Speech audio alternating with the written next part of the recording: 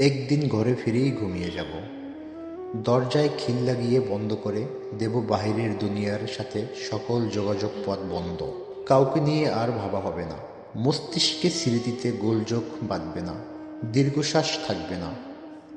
কাউকে ভালোবাসার জন্য মন কাঁদবে না, মন পাথর হবে না ঠিক, তবে সমস্ত আয়োজন হতে নিজেকে গুটিয়ে নেব।